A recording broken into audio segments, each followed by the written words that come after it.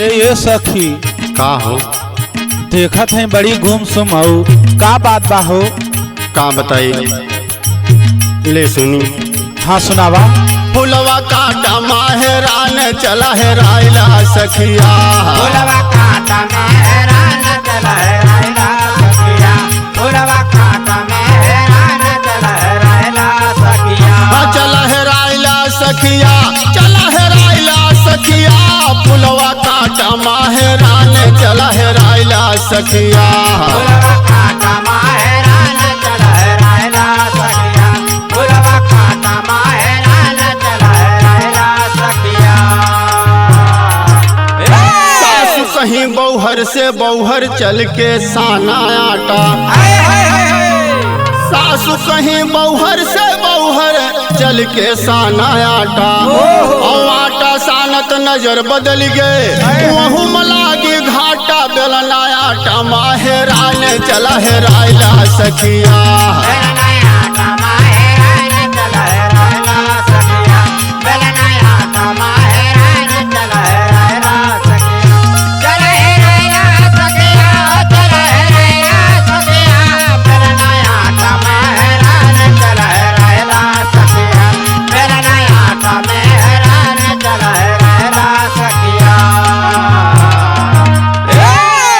सासु कहीं बौहर से बौहर चल के खूना लाटा।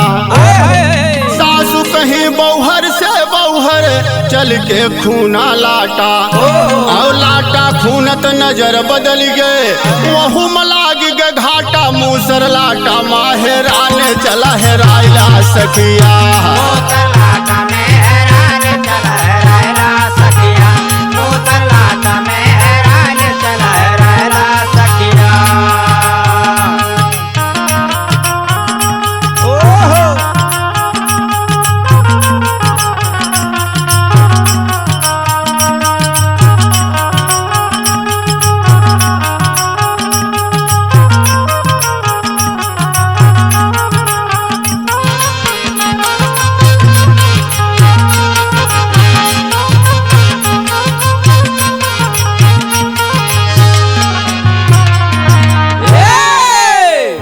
सासु कहीं बौहर से बौहर चल के मारा माठा।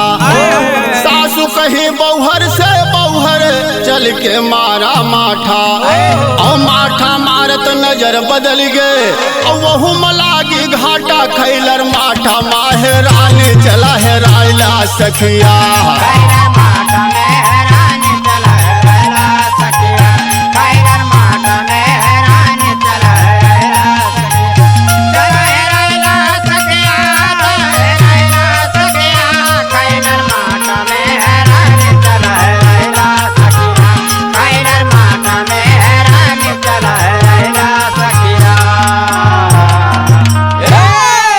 सासु कहीं बौहर से बौहर चल के तूरा भाटा। सासु कहीं बौहर से बौहर चल के तूरा भाटा। और भाटा तुरत नजर बदल गए वहू मलागी घाटा। बलमा भाटा हैरान चला है रायला सखिया।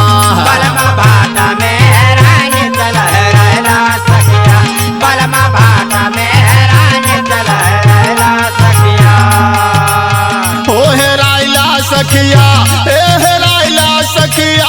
फुलवा काटा माहेरान चला है रायला सखिया। फुलवा काटा